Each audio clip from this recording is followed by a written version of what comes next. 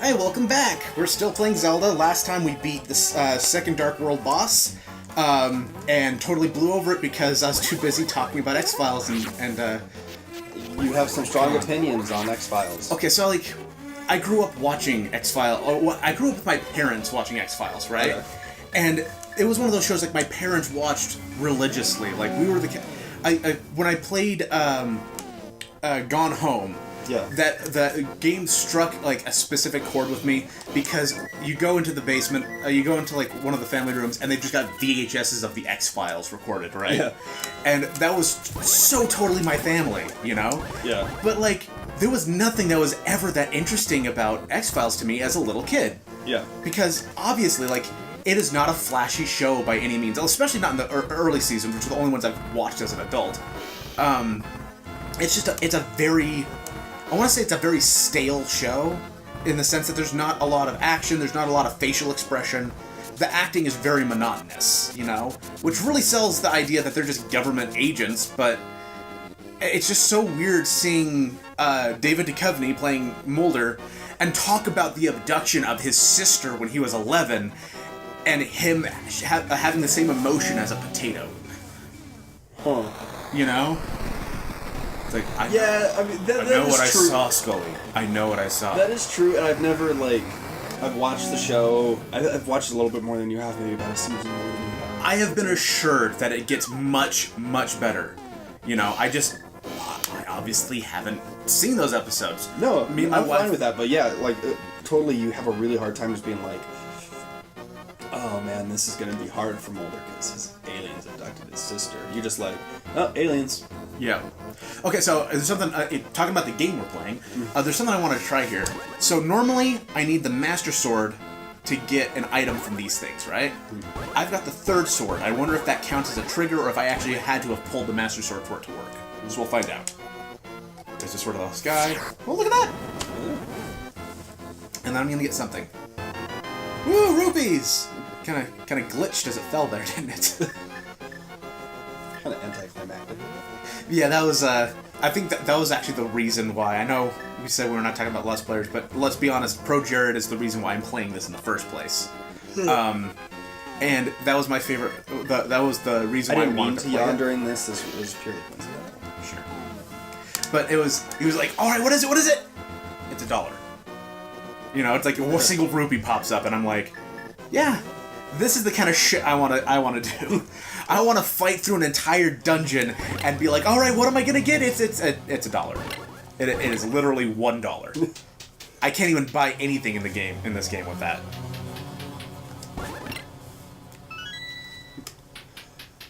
But so, talking about what we were talking about last time is, I don't do a lot of conventions. Obviously, if I ever got big enough to become a guest, it'd be a completely different thing. I'd love to seek the fame for that. But my problem is I have a hard time with conventions. Yeah. Not only because I'm surrounded by overpriced shit that I desperately want to buy despite my better judgment. Yeah. But also that'll be handy. But also because you get all of the people who are so passionate about their hobby or whatever, who also have the least amount of practice to discuss their hobby and what they're passionate about. Yeah. Outside of an internet setting where you can be lol totes random, and it's like, oh, that's just silly because you don't have to deal with it with them trying to be on 24/7, And I've always exemplified it with this. This doesn't happen every time I go to a convention, but this always seems to be the example that I always throw out, where I'll see someone and say, let's say, a Link costume, right? I'll be like, hey, that's a cool costume. And in my mind, this conversation is going to go, oh, thanks, I worked hard on it. And that's the end of that. Usually it's, oh, that's a cool Link costume. Thanks, I worked hard on it. I tried really hard to capture the same Link from the Twilight Princess, but I really like Ocarina of Time Link better, so I kept that with the hat, and I'll be like, okay, this is turning into a long conversation about something. I just wanted to say, hey, I recognize the effort you put into it. Yeah. Good job. And at worst, this has happened at least once. They will literally follow me and talk my ear off for the next half hour about their costume and how they're more of a fan about their fan thing than anyone else. And I've never had that happen, but it does. Like that would jade me too. Like that just sounds like okay, hi, nice, bye bye. To be fair, it happened once, but it was because it happened that he was going to the same panel that I was. Yeah. And I was like, I'd broken off from my friends to go to this panel because no one else wanted to go to it with me. And so I remember the friend was me. Oh no, it wasn't just you there that year.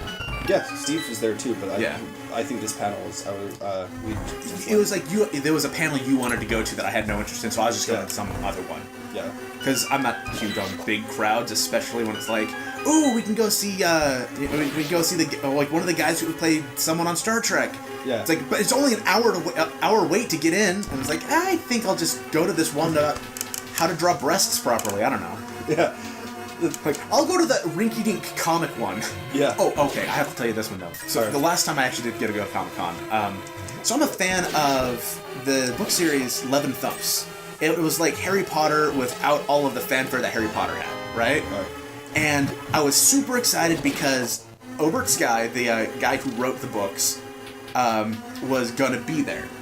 And so I showed up, I brought my first book just in the off chance you'd be able to sign it, and I was like, oh, this is going to be so cool. I was the only one there in their 20s. Yeah. Actually, that's not entirely true, and I don't want to disparage anyone, but I was the only other person there who was also in his 20s, also had to have like someone with them. Yeah. If that gives you an idea, like they couldn't be out in public on their own kind of deal. And so I'm like, first of all, like there was maybe a dozen people there in the first place anyways, but I'm sitting there with like front row center, book in my hand, all excited. And, like, the next oldest kid to me is, like, a 14-year-old girl sitting 3 rows back because even she's like, I don't want to be too into this. He was actually super cool, though. So he signed... He was super, stoked that I actually was there. Like, he had a legit fan who wasn't just some little kid. He happily signed my book, and my wife actually got a hold of him on Facebook. And she was like, hey, so I don't know if you met my husband at the convention. He wore the Nintendo necklace, and he's like, oh yeah, he was really cool. I'm like, oh, he knew who I was. But so she sent all of the copies of my books for him to get signed for an anniversary present. Yeah. And not only did he do that, but he also sent us like a bunch of free 11 Thumps swag, including like a poster for an upcoming book in the series that he had signed. Oh, that's cool. Yeah, he was super cool. Yeah. I got like some inside scoop stuff. I met a comic book writer. I don't want to give away any names because this is still stuff that hasn't come out. But it rhymes with Bran Bree. Yeah. That's right. The Frank Grimes. Met this writer. We were talking to him. My girlfriend Erik had gone to his panel, right? And she was like, oh, I was in your panel. He's like, oh, yeah, I remember you. Which was kind of weird, because it was a panel, and it's like, okay, how did you know her? But whatever. But he was super nice. He was like, all of the questions that flow through your mind, like, this is not important right now, but honey, we're happy to talk about this later. It wasn't like, honey, we have to talk about this later. It's like, I would ask someone else, like, if, like, I'd ask his assistant, just be like, why does he seem so nice with my girlfriend? That's kind of weird. But whatever. So I wound up talking to him. You don't want to know the answer. You're happy you're not knowing. Yeah. I wound up talking to him. Great guy. He gave, like I said, got some inside stuff about, like, comics coming down the line that, like, haven't even been announced yet. It was really cool. Like, as far as I know, this comic could never come out. Because it's been this was in March. And I still haven't heard anything about it. So, but he'd said he'd written it for DC, but that just hasn't come out yet. But so I ended up talking to him, and really all I wanted to talk to him about was his stuff. I wanted to like get the inside scoop on comic books. I didn't want to be like, I want to be a comic book writer. I didn't want to talk to him about my stuff or anything that I'm working. Because he has to hear that all day. Well, and to be fair, it's easy to come up with ideas. It's harder. Like as I learned doing my YouTube channel last year, I just started it because like me and Terry had talked about doing a YouTube channel for so long, and we had like you said in the first episode, like 3 false starts. Yeah. Each time like they went nowhere because of reasons beyond our control. But it was like we'd been talking about doing it for almost 5 years up to that point, wasn't it? Not quite 5, but Like, it's about 5 now. Five now. But at that point, it was like, we'd been talking about it since I got back from Uruguay. Yeah. And it was a while. Yeah, we'd been talking about it for a very long time. And that was a way that we could just kind of step in and do it. And this is a way that we could step in. But it was like we'd been talking about doing it for so long, and eventually I'm just like, you know what, fuck it. I'm just gonna start doing it. Because we couldn't get our schedule to work, so I started doing my own videos because I knew what I wanted to do on my end. And that was pretty epic, I gotta say, about the video game. Like, getting the sword, like, they made that worth it. Oh yeah, that was the, so we can talk about the game for a second. So this is the first actual appearance of the Master Sword. Yeah, you told me that a couple episodes ago. That's not only like really interesting, but yeah, they definitely made that worth it, and they made it seemed really legendary. They really built it up in this one, and to be fair, they do the same thing in Ocarina of Time literally every other game. Yeah. Something you might not have known. So obviously we're skipping all the dialogue in this game because I don't read Japanese fluently. Terry does, but he wants to keep that on the down low. Well, I don't read this form. I read the other form. Oh, yeah, obviously. Yeah, I mean, it's... Bullshit! I'm lying about you and you're just trying to cover for me, and then I'm like, you fucking liar! You just throw me to the sharks. It's like you created the sharks, then I was polite and you kindly threw me to them afterwards. I suggested you wait at the bus stop, I got on the bus, and somehow threw you under it.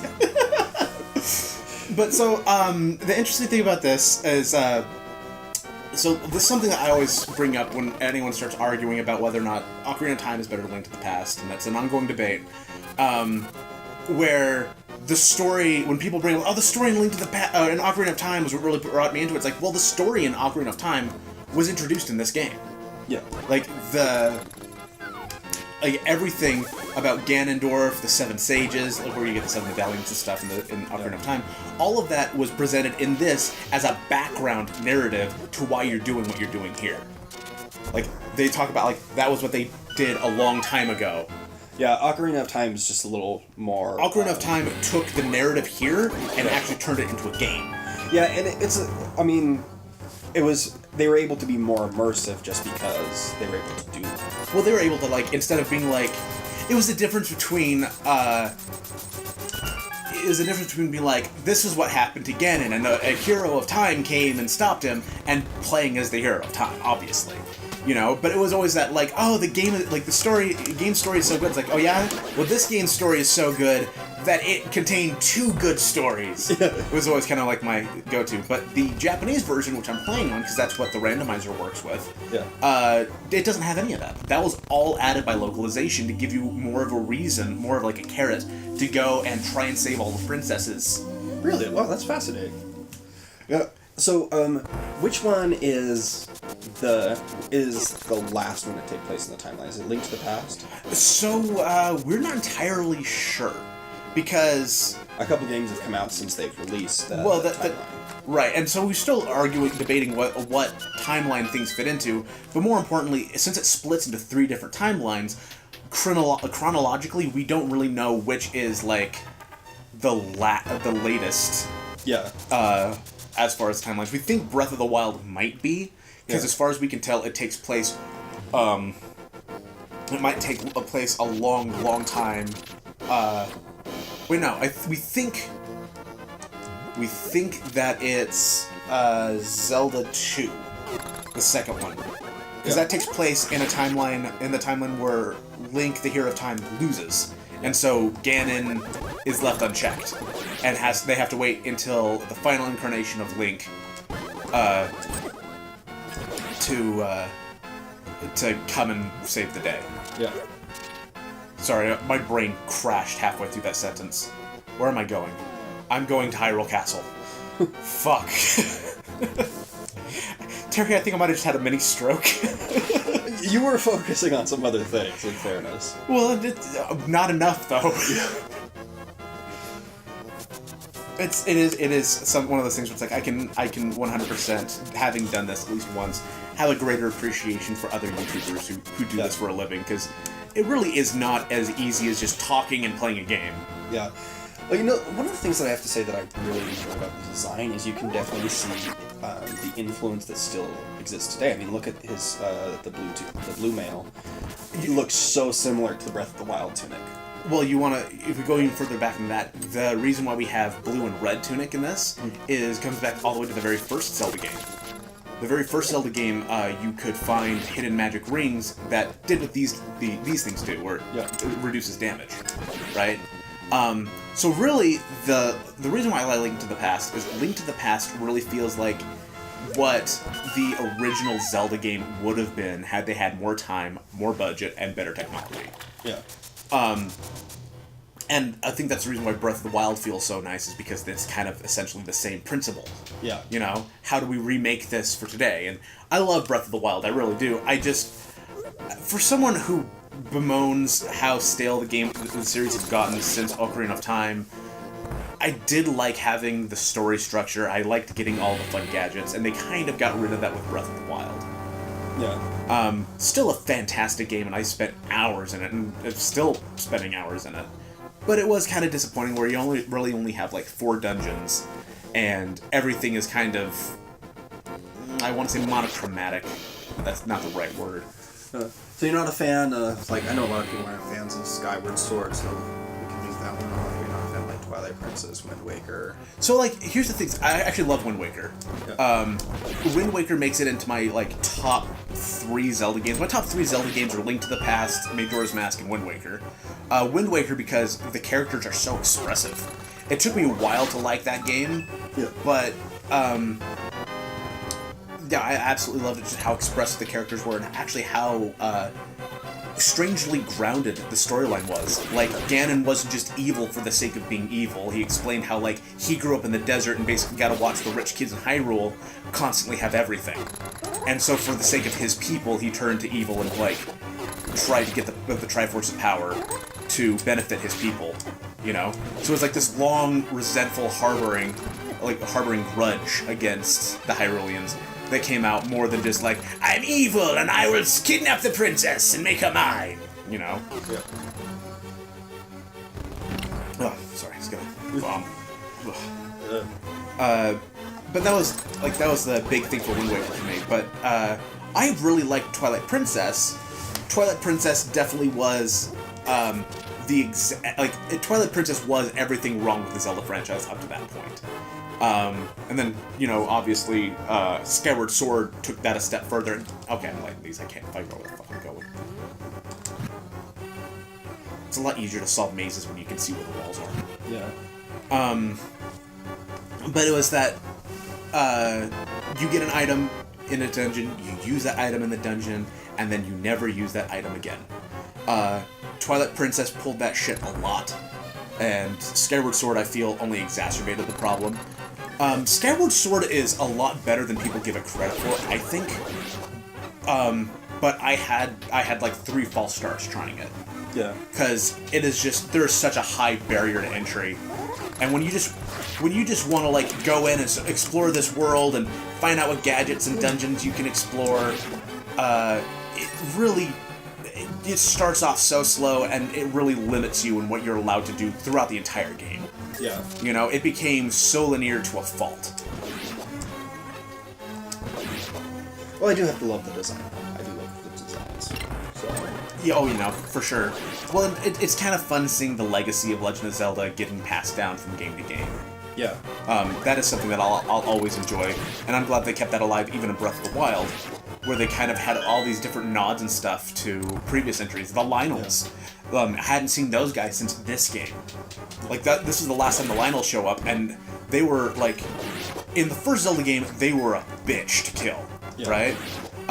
In this game, they show up near the end of the game, and you're like, oh, these guys again. But they're not, by that point, you're so powerful, it's not that big of a threat. Yeah. When they show up in Breath of the Wild, it's a oh fuck run kind of thing, because they're huge.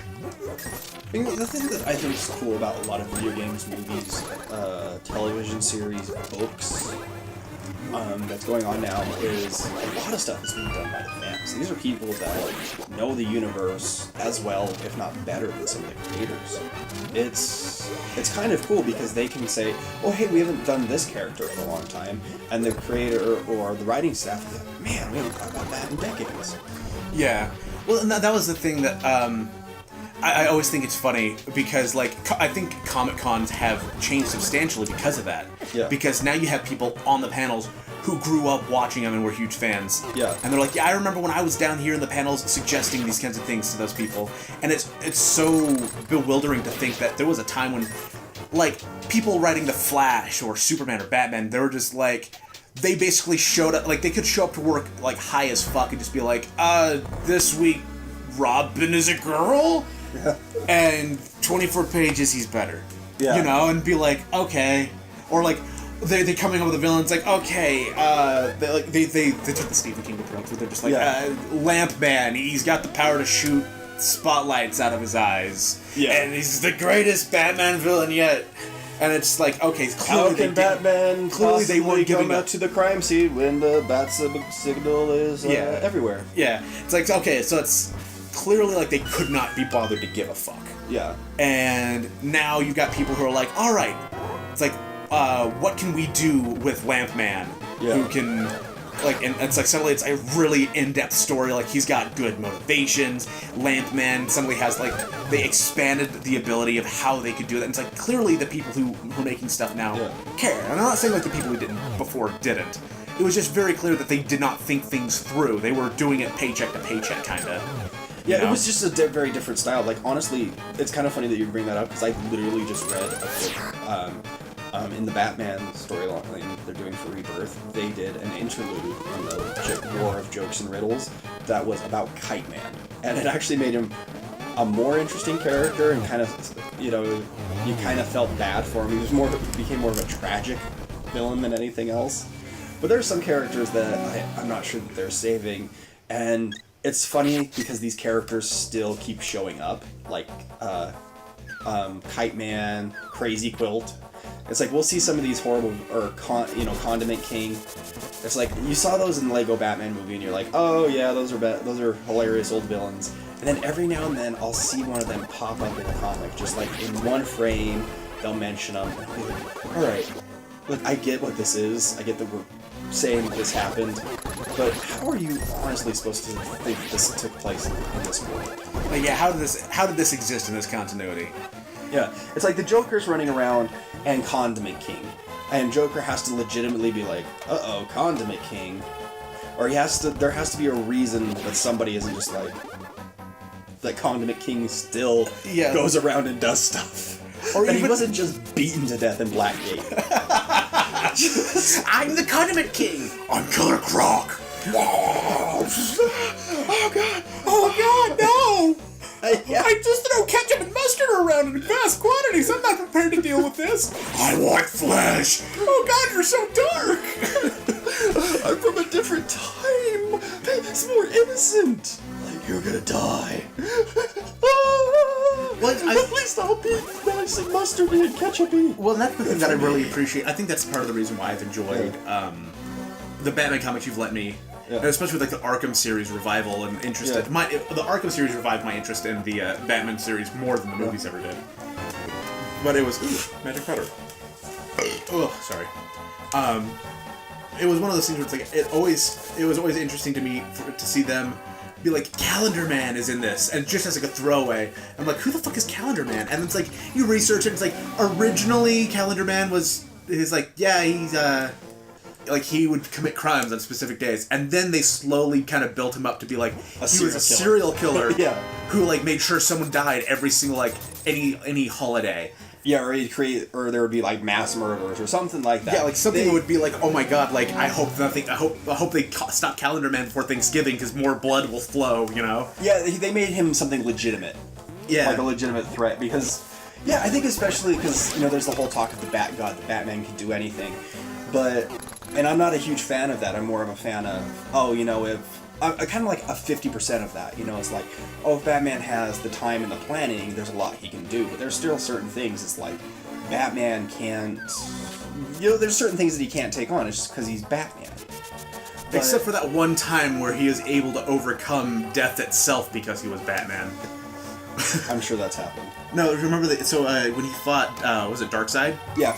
And it's like Darkseid's plan to have a clone army backfired because the only person who can survive what Batman's gone through is Batman. Yeah.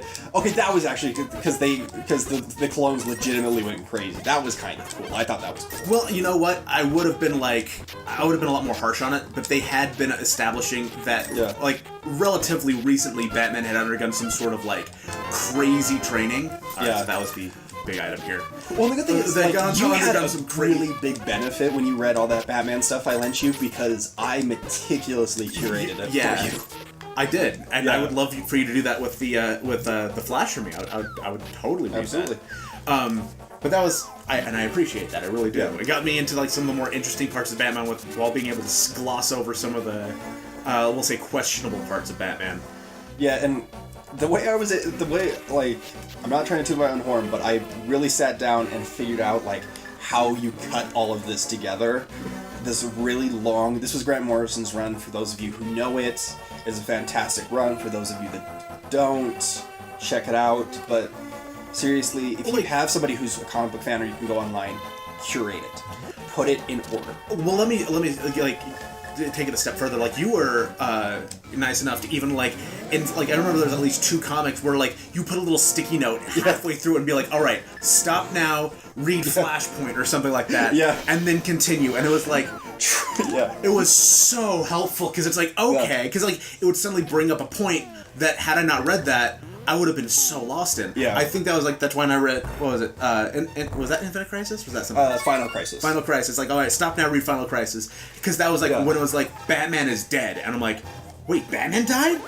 And then I'll go back and read this part. Like, okay, so skip to the end of the book. But he didn't die. He got time displaced, and somehow just by being Batman, he was able to like come back, and I don't know.